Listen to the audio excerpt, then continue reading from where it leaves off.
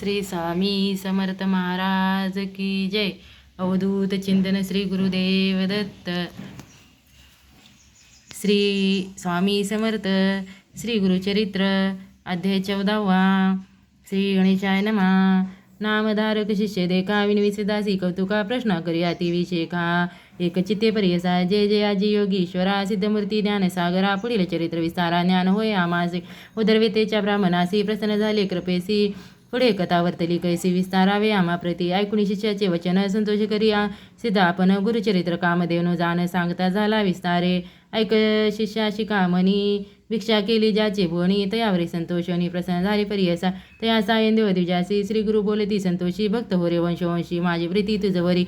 ऐकून श्री गुरुचे वचन सायन देव विप्रकरी नमन माता ठेवणी चरणी नमस्कारिता झाला पुन्हा पुन्हा तुझी महिमा वर्णावयासी शक्ती कैची आमासी मागे नाही का माता तुमासी ते कृपा करणे गुरुमूर्ती. ऐसी विनंती करुणी पुनरपी विनवी करुणावचनी सेवा करीतो द्वार येवणी महाक्रूर असे प्रति संवत्सरी ब्राह्मणासी घात करीतो जीवेसी याची कारणे आमासी बोली तसे आजी. जातात याजवळी आपण निश्चय घेईल माझा प्राण भेटी झाली तुमचे चरण मरण कैचे आपणासी. संतोषणी श्री गुरुमूर्ती अभयंकर आपले हाती विप्रमस्तकी ठेविती चिंता न करी म्हणून या भय सांडून तो जावे क्रूर येवना भेटावे. संतोषणी प्रिय भाय पुनरपे पाठवील आमापाशी जवरी तू परतोनी येसी असो आम्ही भुवनी तू आली या संतोषी जाऊ आम्ही येथुनी. तुझे वंश पारंपरी सुखे नांदती पुत्र पौत्री अखंड लक्ष्मी तया घरी निरोगी होती शतायुषू. आयसावर लादून निघे सायंदेव ब्राह्मण जेथे होता तो यवन गेला त्वरित तयाजवळी.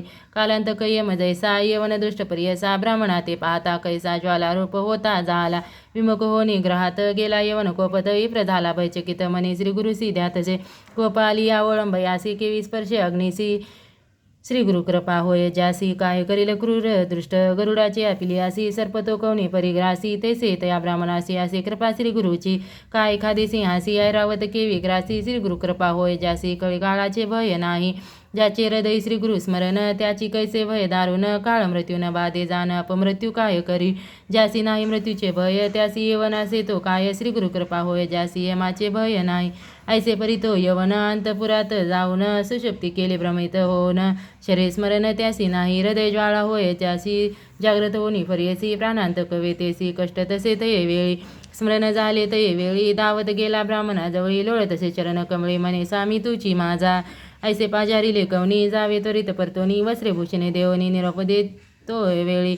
संतोषनी द्विजवर आला ग्रामावेग वक्त्र गंगातीरी असे वासर. श्री गुरुचे चरण दर्शना देखून या श्री गुरुसी नमन करीतो भावेसी स्तोत्र करी भोवसी सांगे वृत्तांत आद्यंत. संतोषने श्री गुरुमूर्ती तया द्विजा आश्वासिती दक्षिणा देखा जाऊ म्हणती पवित्र स्थाना तीर्थयात्रे. ऐकून श्री गुरुचे वचन विनितसे कर जोडन न विसंबे. आता तुमचे चरण आपण येन समागमे तुमचे चरणावी न देखा राहू न शकेश न एका.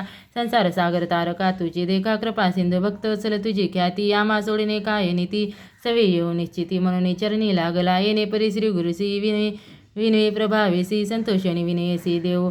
श्री गुरु म्हणती ते वेळे कारण असे आम्हा जाणे तीर्थे असती दक्षिणे पुनरपी तुम्हा दर्शन देणे संवत्सरी पंचदशी.